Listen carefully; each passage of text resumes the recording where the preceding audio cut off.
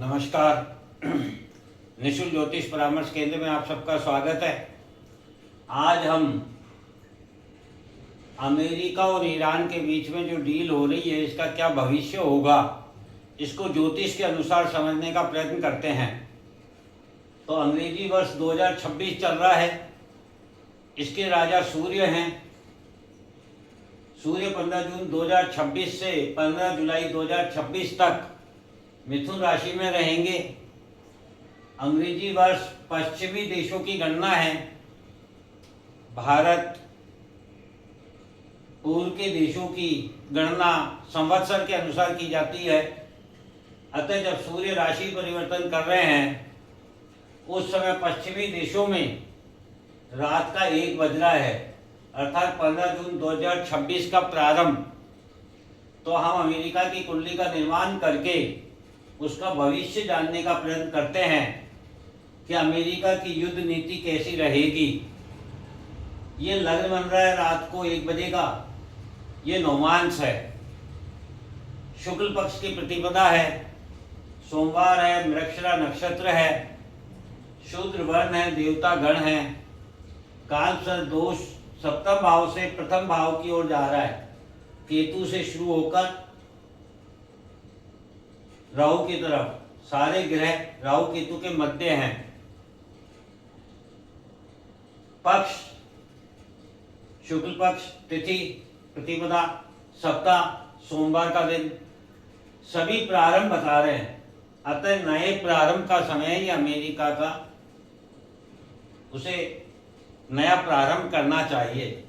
अपना पिछला जो भी उसकी सोच है, विचार है, दृष्टि है, उनका त्याग करना चाहिए। मृगशिरा नक्षत्र अर्थात चौकन्ना रहना है मन से, हर हार्ट पर ध्यान रखना है। कई बार हम अपने जोश में होश खो देते हैं और बाद में पछताना पड़ता है। यही इस कुंडली का सार है जो बता रहा है। शूद्र वर्ण अर्थात बुराई का समापन करना है अमेरिका को। देवगण अर्थात सभी का सम्मान पालन पोषण करना है। लग्न कुंभ लग्न है, अर्थात व्यक्तित्व सोच विचार दृष्टि में अमृत पाने की इच्छा लेकर के आए हैं। लग्न में राहु है, अर्थात व्यक्तित्व सोच विचार दृष्टि में बहुत सपने हैं अमेरिका के। छल है, भ्रम है, धोखा है, ऐसी प्रवृत्ति है इस लग्न की। द्वितीय भाव मीन राशि अर्थात परिवार समाज संस्कार की सेवा का त्याग किया है। तृतीय भाव मेष राशि में मंगल अर्थात वाणी संवाद कम्युनिकेशन में बचपना बचकानी बातें और पराक्रम बिना बुद्धि विवेक के किया है। बिना विवेक के पराक्रम। चतुर्थ भाव में वृष राशि अर्थात सुख भोग के लिए शत्रु बनाए हैं।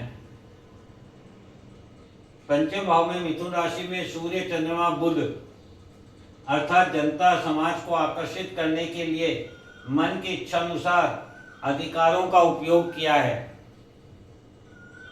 छठे भाव में कर्क राशि में गुरु शुक्र अर्थात ज्ञान धर्म संस्कार धन लक्ष्मी प्रेरणा की शीतलता शुद्धता पवित्रता का हनन किया है, दुरुपयोग किया है।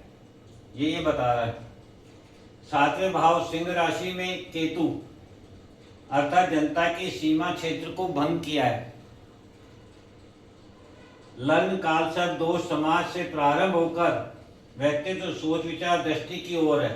ये समाज है, दुश्मन है, जनता है और ये व्यक्तित्व है। अतः समाज अपनी सीमाओं को तोड़कर पाने की इच्छा से भ्रम छल धोखे की प्रवृत्ति रखेंगे यहाँ की जनता। इसका भाग्य देखते हैं। नवमांश भविष्य नवमांश बताता है।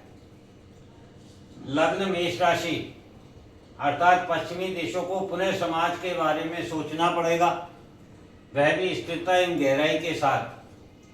दूसरे भाव में वृष राशि में बुध अर्थात समाज के संगठन एवं धन संग्रहण के लिए बुद्धि विवेक वाणी का प्रयोग करना होगा।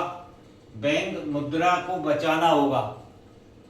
अमेरिका की पश्चिमी देशों की बैंकों को और मुद्रा को खतरा है। तीसरे भाव में मिथुन राशि में केतु अर्थात समाज जनता को आकर्षित करने के लिए उनकी जड़ों से जुड़ना होगा। मूलभूत आवश्यकता को पूर्ण करना होगा। चतुर्थ भाव में कर्क राशि में गुरु अर्थात ज्ञान धर्म संस्कार की शुद्धता एवं पवित्रता को ही अपना सुख भोग माने, हठधर्मिता छोड़े। पंचम भाव में सिंह राशि अर्थात स्वयं की बुद्धि विवेक की सीमा से बाहर निकलना होगा कि मैं ही राजा हूं, ऐसा नहीं है। छठे भाव में कन्या राशि में शुक्र अर्थात ऋण रोग शत्रु की परिपक्वता के साथ परिवर्तन कर धन लक्ष्मी को समाज में संतुलन स्थापित करने के लिए काम में लेना होगा। सप्तम भाव में तुला राशि में सूर्य चंद्रमा अर्थात समाज की इच्छाओं एवं अधिकारों में संतुलन स्थापित करना होगा। अष्टम भाव में वृश्चिक राशि में मंगल अर्थात स्वयं को शांत स्थिर करके गहराई से अपनी शक्ति ऊर्जा का उपयोग सेवा के लिए करना होगा। स्वयं के लिए सोचना होगा। नवम भाव धनु राशि में राहु शनि अर्थात पश्चिमी देशों का भाग्य इनके लक्ष्य को बदल कर रख देगा। मन की उड़ान सपने भ्रम धोखा छल सबका अंत होगा। खुलासा होगा, सच्चाई सामने आएगी जो अंत की ओर ले जाएगी। ये दोनों हमने लग्न और नवमांश को समझा। इससे निष्कर्ष क्या निकला? नवमांश का जो पहला भाव है यह अमेरिका है, तो सप्तम भाव ईरान है क्योंकि अमेरिका ईरान के बीच डील होने जा रही है।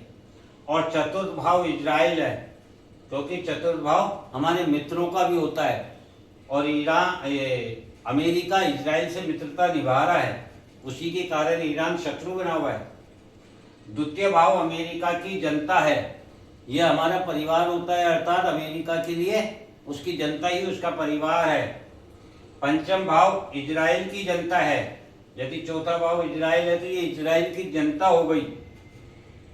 अष्टम भाव ईरान की जनता है, यदि सप्तम भाव ईरान है तो ये ईरान की जनता है। तृतीय भाव नाटो यूएन देश है। तृतीय भाव बताता है हमारे पराक्रम को, हम जिन्हें अपने कर्म क्षेत्र से वाणी से संवाद से कम्युनिकेशन से आकर्षित करते हैं वह तीसरा भाव होता है। और अमेरिका किसको आकर्षित करना चाहता है? नाटो और यूएन देशों को, क्योंकि वह उन पर राज करता है। छठा भाव रूस और चीन है। छठा भाव ऋण रोग शत्रु का होता है और इसमें युद्ध ईरान से हो रहा है, लेकिन असली शत्रु रूस और चीन है अमेरिका के। नवम भाव ईरान अमेरिका की संधि है, ये संधि बताएगी कि ईरान अमेरिका में संधि होगी या नहीं होगी, क्योंकि ये अमेरिका का लक्ष्य आएगा तो ये ईरान का पराक्रम आएगा। तो ईरान इसको आकर्षित कर पाएगा या नहीं कर पाएगा, और अमेरिका अपना लक्ष्य प्राप्त कर पाएगा या नहीं कर पाएगा। दसम भाव अमेरिका का कर्म है जिस पर इजराइल की नजर है, ये अमेरिका का कर्म है और ये इजराइल की नजर में है कि वे कर क्या रहा है। 11वां भाव अमेरिका का सम्मान है जो ईरान की बुद्धि विवेक पर निर्भर है। यह अमेरिका की इच्छा है अपना सम्मान पाने की, और ये ईरान की इस बुद्धि पर निर्भर करेगा कि इसे सम्मान कितना प्राप्त होना है।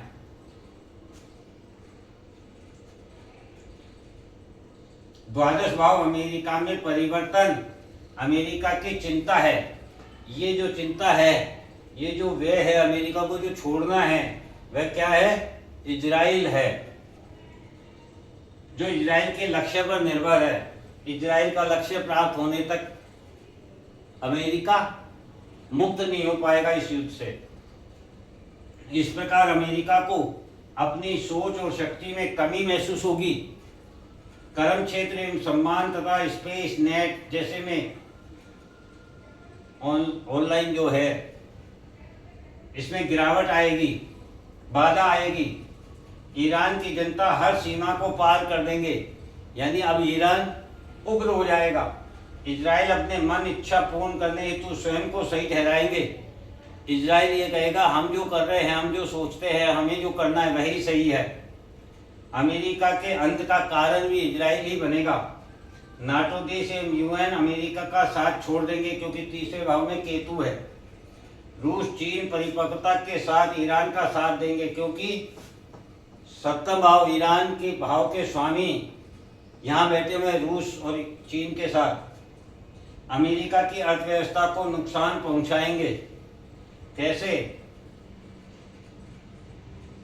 अमेरिका की अर्थव्यवस्था कहाँ से देखेंगे? फाइनेंस दूसरे भाव से, और दूसरे भाव का स्वामी कहाँ बैठा है? छठे भाव में, जहाँ रूस चीन है। अर्थात रूस चीन के द्वारा उस अर्थव्यवस्था को डैमेज किया जाएगा, नुकसान पहुंचाया जाएगा। इस प्रकार से ये ईरान अमेरिका के मध्य की डील है जिसका हमने सारांश समझा। अब आप स्वयं समझ सकते हैं कि ये डील कितनी टिकाऊ है और कितनी बिकाऊ है। जय हिंद, जय भारत।